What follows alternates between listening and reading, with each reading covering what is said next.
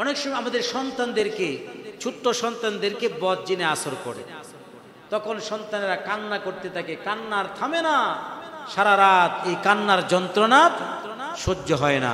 সহিহ বুখারীর 3280 থেকে 83 নম্বর হাদিস। মা বোনেরা খুব খেয়াল করে এটা শুনবেন, আর আমরাও মা বোনদেরকে এই জিনিসটা বলে দেব, খুব গুরুত্বপূর্ণ একটি বিষয়।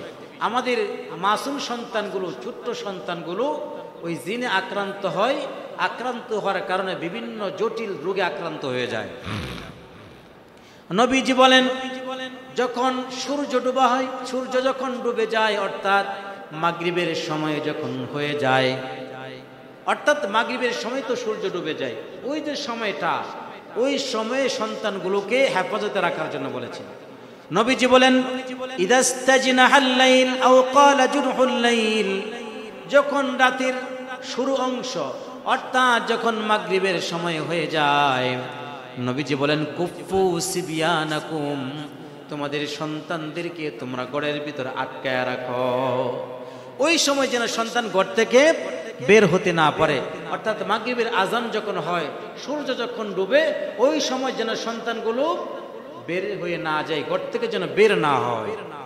ফাইন্না শায়াতিনা তানতাশিরু হিনাইদিন, নবীজি বলেন, কারণ ওই সময় শয়তান বিভিন্ন দিকে ছড়িয়ে ছিটিয়ে পড়ে, আর তখন যখন ওই সন্তানটাকে আসর করে, তখন ওই সন্তানটা ওই আসরের কারণে বিভিন্ন রোগে আক্রান্ত হয়ে যায়, অধিক কান্নাকাটি শুরু করে দেয়, ঘুম থেকে লাফ দিয়ে ওঠে।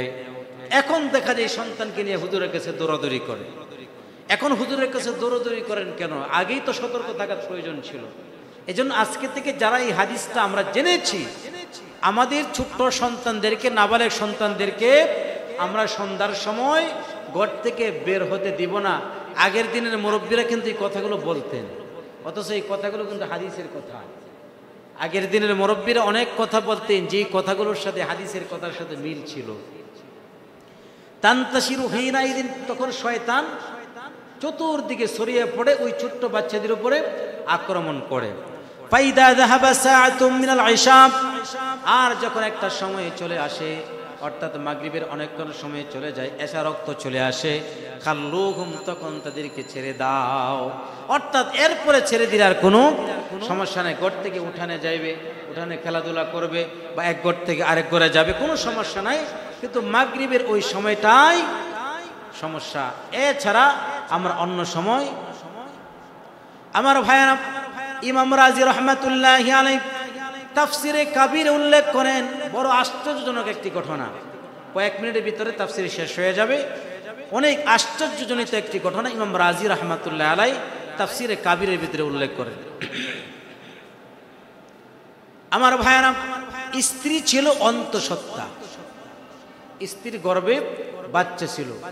এখন স্বামী বেচারা কঠিন রোগে আক্রান্ত ছিল। স্ত্রীকে বলে, একটা কাজ করবা, যখন আমার এই সন্তানটা ভূমিষ্ঠ হবে, আমি যদি দুনিয়াতে না থাকি, তাহলে তুমি তাকে দ্বীন শিক্ষা দিবা, মক্তবে পাঠিয়ে দিবা, মসজিদে পাঠিয়ে দিবা, কোরআন শিক্ষা দিবা।